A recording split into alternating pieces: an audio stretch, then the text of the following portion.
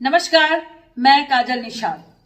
साथियों, आपने वो गाना तो सुना ही होगा, घोड़े की दुम पे जो मारा हथौड़ा, दौड़ा दौड़ा दौड़ा घोड़ा दुम दबा के दौड़ा। सुना होगा ना? लेकिन यहाँ तो हमारे माननीय प्रधानमंत्री जी मोदी जी कुछ गधों की दुम पर हथौड़ा मार रहे हैं। जैसे कि कुछ लोग दिन रात नफरत फैलाते रहते हैं, हिंदू मुस्लिम बायकॉट करो, ये करो वो करो, दिन रात जो है नफरत फैलाते रहते हैं।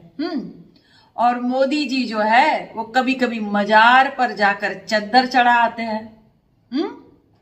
घोड़े की दुम, यहाँ तो गधे की दुम पे जो मारा हथौड़ा, दौड़ा दौड़ा दौड़ा गधा दुम दबा के दौड़ा।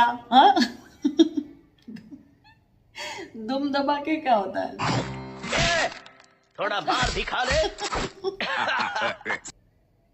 अच्छा, हाँ, ठीक है। इसी तरह अपने कुछ गधों के ऊपर मोदी जी जोरदार एक हथौड़ा मार देते हैं, या तो अपने बयान से, या कोई अपनी हरकत से, या कोई अपने फोटो से।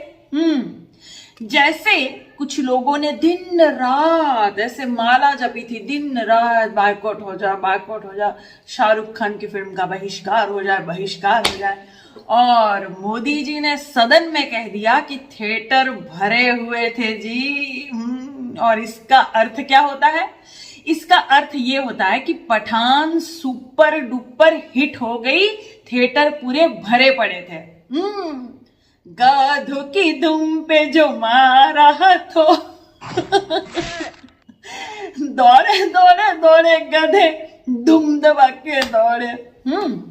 और फिर दिन रात कहेंगे हिंदू राष्ट्र बनाएंगे, यहाँ मुसलमान रहना नहीं चाहिए, यहाँ कोई रहना नहीं चाहिए। और फिर ट्विटर में मोदी जी एक फोटो जारी करते हैं जहां मोदी जी भी खड़े हैं, स्मृति ईरानी जी भी खड़ी है, कुछ और भाजपा के नेता खड़े हैं चद्दर लिए हुए। गधों की धुम पे जो मारा थोड़ा, दौड़ा दौड़ा दौड़ा गधा दुम दबा के दौड़ा। ऐसी बहुत सारी चीजें मोदी जी अपने बयान में, भाषणों में कहते हैं, जिसमें कुछ गधों के ऊपर अच्छे से वो हथौड़ा मार देते हैं। दिन रात एक मंडली बायकॉट करती रही और मोदी जी ने कह दिया है इस तरह से फिल्मों का बहिष्कार नहीं करना चाहिए। फिल्म के ऊपर गलत बयानबाजी मत करो जी, मत करो। हाँ, गधों की दुम पे जो मारा हथौड़ा, दौड़े दौड़े दौड़े गधे दुम दबा के दौड़े। और इसी तरह पठान जो है वो 1000 करोड़ पार हो रही है। अब आएगा मजा। हाँ? अब कॉकरोचों की खैर नहीं, ये रहा मेरा वाह। तो ये अपनी बैंड बजा देगा रे। मतलब साथियों, क्या हो रहा है बताइए? जरूरी मुद्दे क्या है? जरूरी मुद्दे महंगाई है, नौकरी नहीं मिल रही है, कितने जो है वो पद खाली पड़े हुए, वो पदों को नहीं भरा जा रहा है सरकार द्वारा।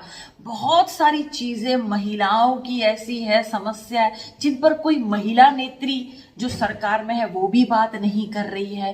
कुछ नेता इस पर कोई भी बयानबाजी नहीं कर रहे हैं, महंगाई के ऊपर या बेरोजगारी के ऊपर, युवाओं के लिए। और ये हमारे ऐसे दुर्भाग्य आ गए हमारे देश का कि हमारे देश का प्रधानमंत्री बिल्कुल इस तरह से तमाशा जैसे मदारी करते ना, हाथ हिला हिला के ऐसे, और मैं करता हूं, मैं सब पे भारी पड़ा, बिल्कुल ऐसे तमाशा करते एकदम मदारी की तरह। ये दुर्भाग्य है ना हमारे देश का कि हमारे देश का प्रधानमंत्री बिल्कुल हमें ऐसा मिला है। एक जो कुर्सी की गरिमा होती है, प्रधानमंत्री पद की एक गरिमा होती है, मोदी जी बिल्कुल वो गरिमा को तार तार करते हैं। इसलिए मोदी जी ने एक और संदेश दिया है अपने गधों के लिए कि गधों सुनो, कल से कोई भी अपने बाप दादा का नाम सरनेम नहीं लिखेगा। कल से सब अपने जितने भी गधे भरे पड़े हैं सब जाकर अपने नाना का नाम सरनेम में यूज करेगा, सरनेम में इस्तेमाल करेगा, उपयोग करेगा। ठीक ना? मोदी जी का कहने का अर्थ तो यही हुआ ना कि नाना का नाम लगेगा, बाप दादा का नाम नहीं लगेगा नाम के पीछे या सरनेम में। यही कहने का अर्थ है ना मोदी जी का। और ऐसा कोई करेगा क्या? कोई अपने बाप दादा का नाम हटाकर अपने नाना का सरनेम नहीं लगाएगा।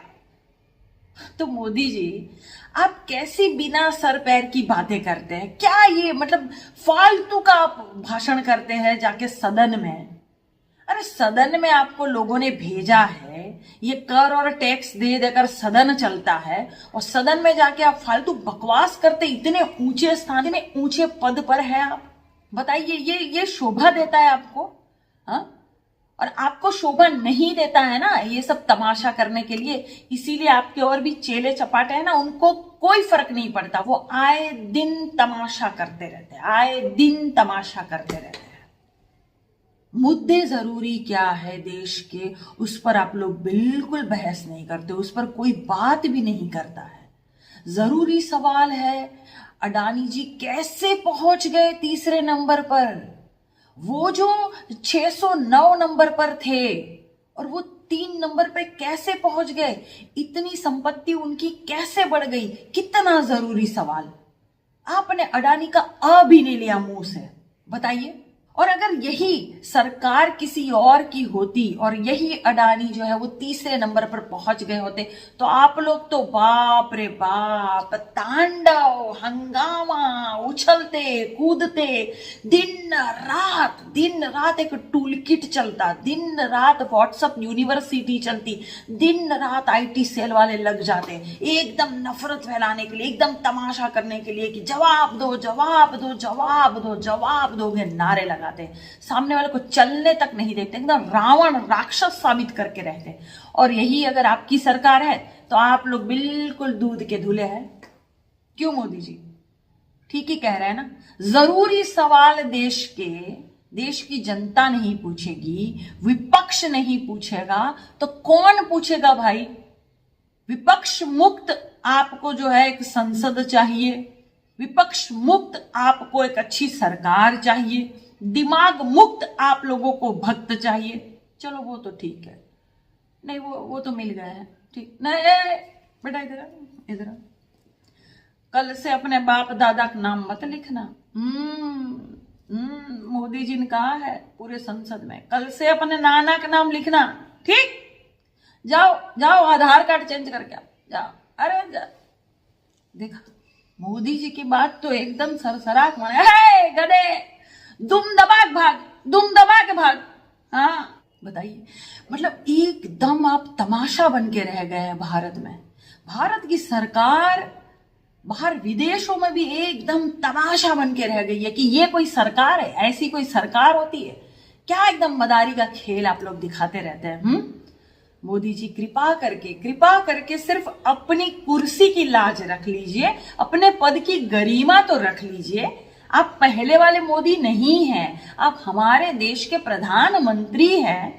इतने ऊंचे स्थान आपने ग्रहण किया हुआ है, जरा तो सोचिए। बौखला जाते हैं अगर लोग मोदी अडानी भाई भाई, मोदी अडानी भाई भाई का नारा लगाते, आप एकदम बौखला जाते हैं, अपने रौद्र रूप में आ जाते हैं।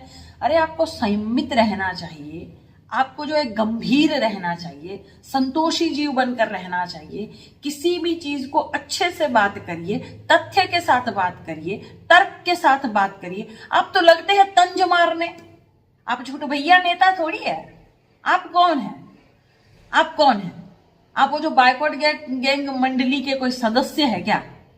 कौन है आप? वो जो आए दिन तमाशा करते रहते हैं मदारी जैसे सब लोग, वो है क्या आप में और फिर वो मदारियों में क्या फर्क रह जाएगा?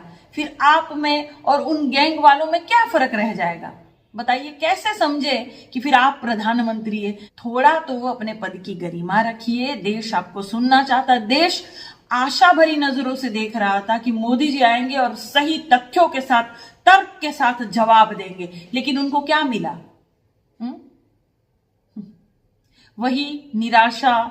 और आधे लोगों को तो पता ही था कि मोदी जी आएंगे तो तमाशा ही करेंगे, कोई जवाब तो देंगे नहीं। कुछ बोलेंगे नहीं, अपने दोस्त का भी नाम नहीं लेंगे। और आपने साबित कर दिया मोदी जी, आपने बिल्कुल साबित कर दिया कि हाँ, आप सिर्फ तमाशा करने, तंज मारने ही आएंगे, वो भी इतिहास में ले जाएंगे, इतिहास के तंज यहां मारेंगे और नेहरू जी का नाम लेंगे और हर चीज के लिए कांग्रेस जिम्मेदार, हर चीज के लिए नेहरू जिम्मेदार। वही रोना धोना, वही घिसा पीटा स्पीच और भाषण जो आप देते, वही बयानबाजी बस।